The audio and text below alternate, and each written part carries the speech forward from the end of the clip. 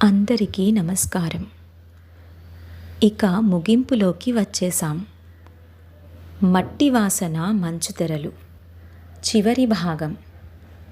వారసత్వం అంటే ఆస్తి కాదు, అది ఒక అస్తిత్వం. అమెరికాలో తన కొడుకు రిత్విక్ అన్న మాటలు అజయ్ గుండెను బలంగా బాణంలా గుచ్చాయి. తన మూలాలను తెంచుకొని పిల్లలకు ఆధునికతను ఇవ్వాలనుకున్న తన ప్రయత్నం వారిని తన కుటుంబానికే, తన రక్తానికే పరాయి వారిని చేసిందని అతను గ్రహించాడు. ఆ రాత్రంతా అజయ్ నిద్రపోలేదు. సోషల్ మీడియాలో వైరల్ అయిన ఆ విదేశీయుడు లియామ్ వీడియో అతని కళ్ళ ముందే కదలాడుతోంది.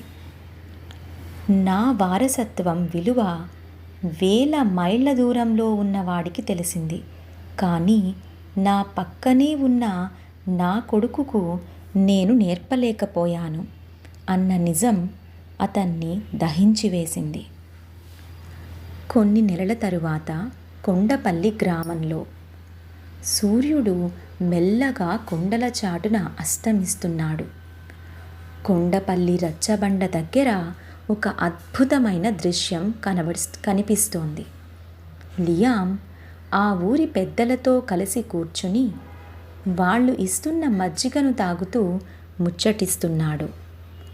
ముక్క ముక్కలుగా మాట్లాడుతున్నా ఆ తెలుగు మాటల్లో ఒక ఆత్మీయత, ఒక వినయం ఉన్నాయి. అప్పుడే ఊరి చివర పొలాల బాటలో ఒక కారు వచ్చి ఆగింది. అందులోంచి అజయ్, అతని భార్య, కొడుకు రిత్విక్ దిగారు. అడుగు తీసి అడుగు వేస్తుంటే అజయ్ మనసులో ఎన్నో ఏళ్ల భారమంతా కరిగిపోతోంది. తన పాత ఇంటి అరుగు మీద కూర్చుని ఉన్న తన తండ్రిని చూసిన క్షణం అజయ్ కళ్ళు చెమర్చాయి. అజయ్ పరిగెత్తుకెళ్ళి తండ్రి కాళ్ల మీద పడి వెక్కి వెక్కి ఏడుస్తూ క్షమాపణ అడిగాడు. నాన్న, నేను ఓడిపోయాను. వీడిని ఒక యంత్రంలా పెంచాను, కానీ మనుషులను ప్రేమించటం, మన మట్టిలోని విలువను, మన భాషలోని తీయదనాన్ని నేర్పలేకపోయాను. నన్ను క్షమించు నాన్న అన్నాడు. అక్కడే ఉన్న లియామ్ మెల్లగా అజయ్ దగ్గరకు వచ్చాడు. రిత్విక్ ఆశ్చర్యంగా ఆ తెల్లదొర వైపు చూస్తున్నాడు. లియామ్ రిత్విక్ తల నిమురుతూ అజయ్తో తెలుగులో ఇలా అన్నాడు. అజయ్ గారు, బాధపడకండి. భాష అంటే కేవలం సమాచారం ఇచ్చే సాధనం కాదు. అది మన అమ్మ పిలుపు. మన అస్తిత్వానికి అది ఒక ఆనవాలు. వేర్లు లేని చెట్టు ఆకాశమంత ఎత్తు ఎదిగినా ఒక్క గాలివానకు కుప్పకూలిపోతుంది. మన సంస్కృతి అనే వేర్లే మనల్ని ఏ కష్టంలోనైనా నిలబెడతాయి. నేను ఆ మంచుగడ్డల మీద నిలబడి ఈ మట్టి కోసం తపించాను. మీరు ఈ మట్టిలో ఉండి ఆ మంచును కోరుకున్నారు, కానీ చివరికి మట్టి వాసనే మనల్ని ఇక్కడకు చేర్చింది అని అన్నాడు. రిత్విక్ ఆశ్చర్యపోయాడు. ఎప్పుడూ ఇంగ్లీష్లోనే మాట్లాడమనే తన తండ్రి ఒక విదేశీయుడు తెలుగులో మాట్లాడుతుంటే తలదించుకోవడం చూసి ఆ పిల్లాడిలో ఒక కొత్త ఆలోచన మొదలైంది.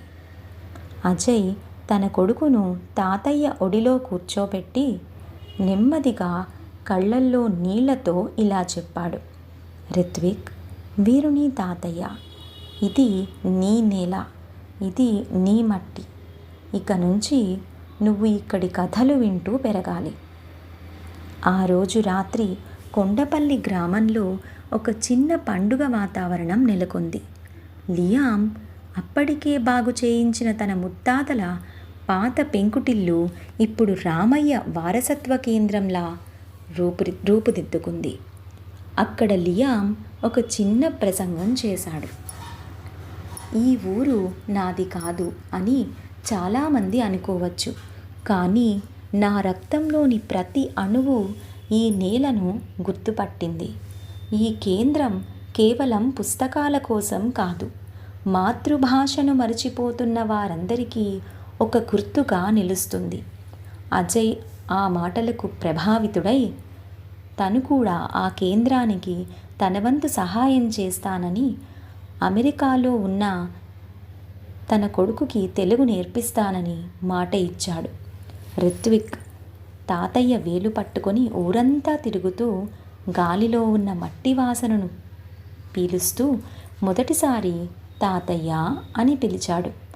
ఆ పిలుపులో ఉన్న మధురిమ అజయ్కి $1000 జీతం కంటే ఎంతో విలువైనదిగా అనిపించింది.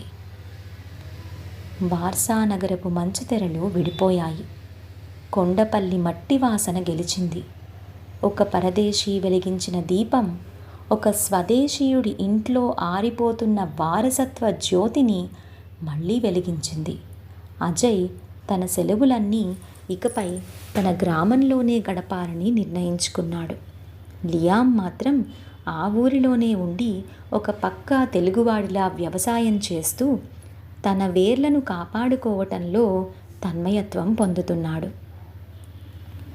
వారసత్వం అంటే కేవలం తాతలు ఇచ్చిన ఆస్తి కాదు, మనల్ని మనగా నిలబెట్టే సంస్కృతి, మన మాతృభాష, మన మూలాలు.